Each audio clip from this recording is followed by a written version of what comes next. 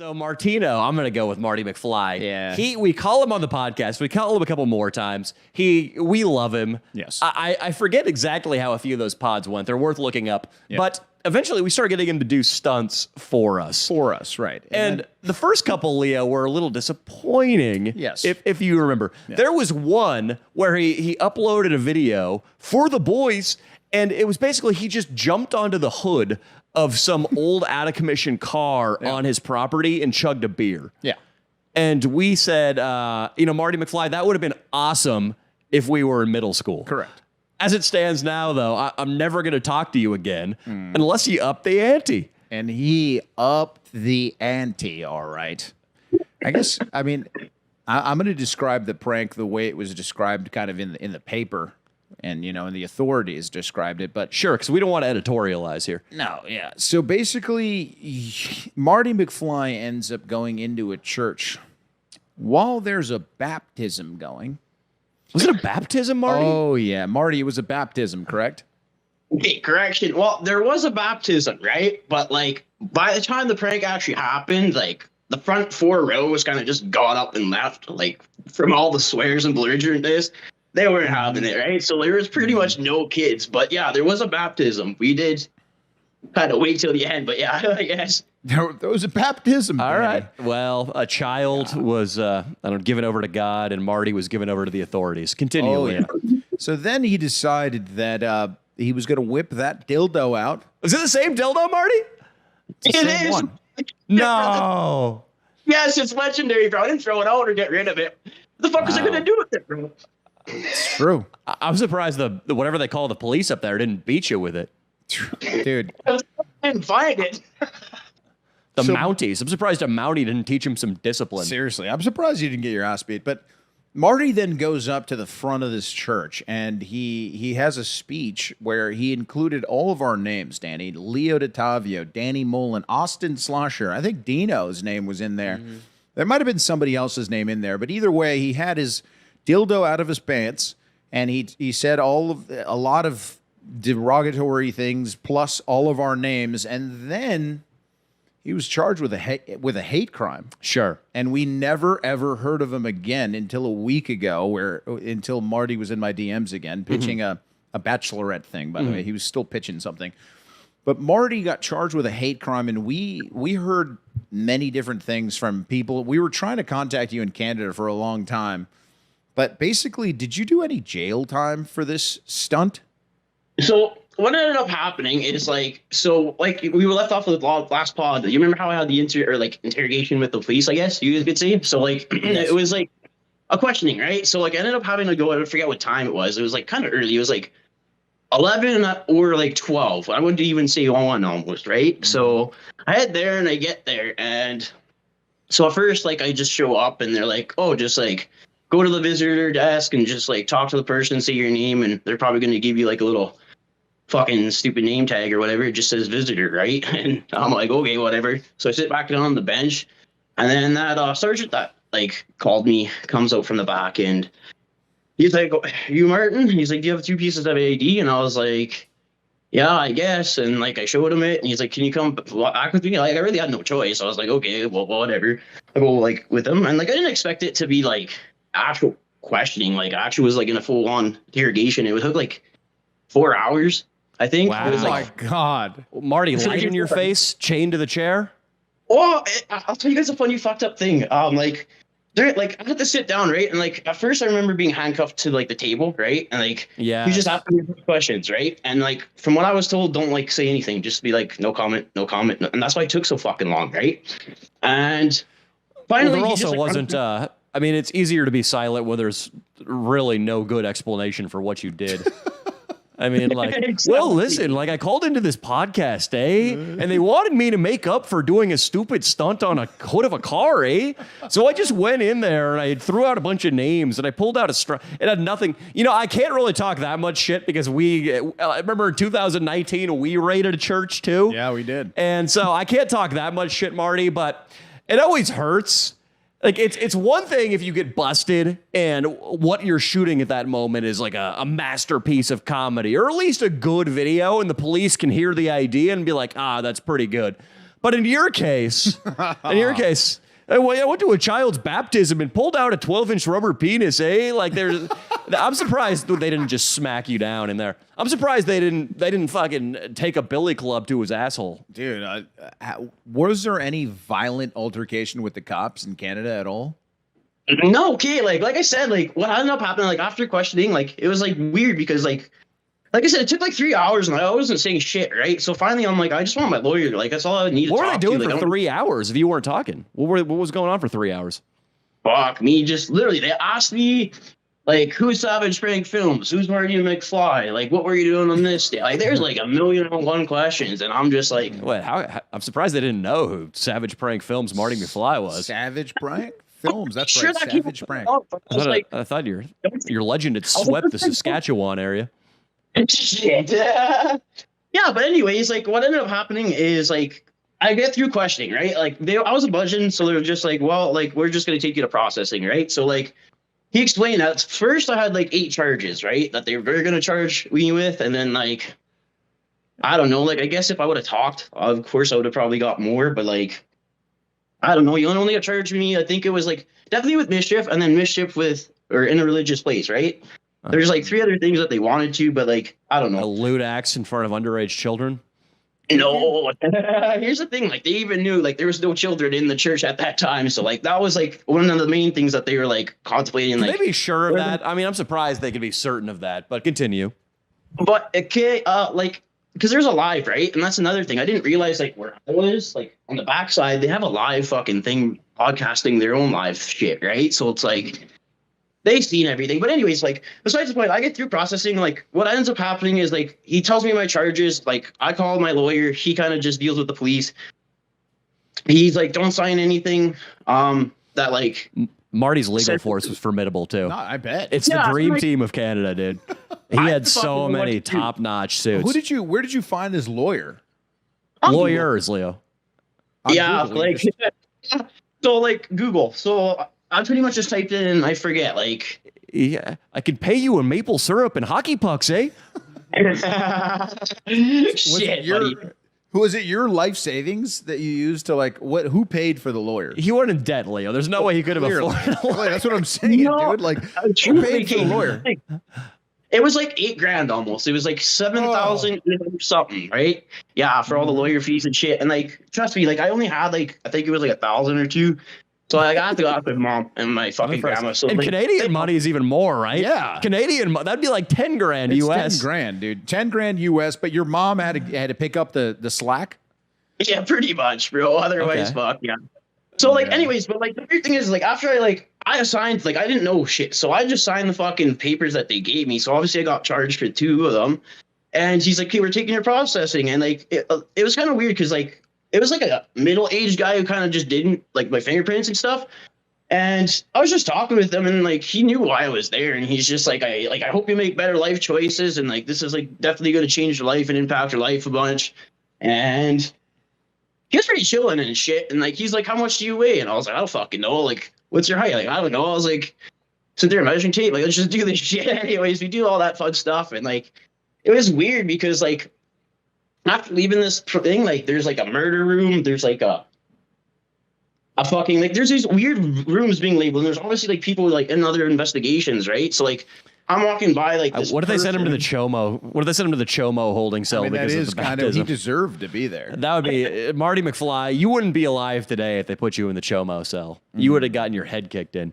Well, it's a funny story, but like I'll be truthful because like even the cop was like, I don't know what to do with you because like we can either put you in like a 2-person holding cell or a single. And I was like, you do you. I was like, I don't have an option. Why do I get an option? But what ended up happening is like I walk past this murder investigation pretty much, and like there's this guy staring at me, obviously fucking involved in it. And like I look at the cop that's escorting me, and I was just like, well, fuck, like this is just fucking weird and like fucking like I don't want to hear any of this shit. So I'm just like trying to keep walking, and like it was actually Kate. One point that I missed out during the interrogation, I have to piss so fucking bad. So I'm like walking around, and I'm like, he's like, don't leave the room, you're under arrest. Like you can't leave. He's like, I'll be right back. So he like leaves the fucking room, and like you guys know me, like I don't fucking know. Like I was just testing the buttons. I literally like walk around. I have to piss, man. I literally open the fucking door. The door opens, And I was like, "We out this bitch." Yeah. And then I take 2 steps. I look left, and like, the officer's like running towards me. He's like, "I thought I told you couldn't leave." I was like, "I have to piss, man." Like, "Where the fuck's the fucking washroom?" He's like, "Stay the fuck in there." And he like locks it. I'm like, "Fuck." But anyways, okay, like we get through that, like past the murder investigation. I'm just like, "Fuck." Thank like, you, I don't, Marty. like- Thank you for sharing that part. Yeah, it was pretty fucking hilarious, man. I walked by and like I keep walking and like he's like, "There's a single cell or there's a like." I was like, "I don't care, man. Like you pick." So he's like, "I'll put you in the single cell," but like that was only for a few hours and like it was okay. It was like 2-3 hours in there, and the cop comes up and he's like, "Martin," he's like, "We got more paperwork for you to fill out." He's like, "Just come outside." He's like, "I'm gonna just place you under handcuffs, right?" So I come out there and like we go to this room, fill out a bunch more papers. He's like, "Your lawyer will be like in contact with you," and we've been in contact with him and. He's like, "But we're gonna put you back in the cell." So like I actually have to be there for like it was like 9 hours. Like I remember like going there at like 11, 12, and then going out at like 9, 8. I don't even remember. It was like fucked. It was definitely the same day, but like fuck. Like the most scariest experience I've had, man, it was like after moving into a second person cell, this guy was just fucking eyeing me down, and I'm just like, well. Like, fuck, I don't know what to do. I'm just staring at him. I'm like, "You do you, man. If you try anything, I'm just obviously going to fucking try my best to fucking do something." Yeah, it wouldn't have been much. I don't think you put on all that muscle at the time of your arrest. So, Marty... No, I was pretty skinny, to be truthful. Okay, Marty, so it doesn't sound too bad. You got out of jail that day. Did you go back to jail, or was that it? Well, that was it, man, right? But here's the thing. They were like, first, they're like, well, and this was the worrisome part. They're like, "You could be in here for like 5 years."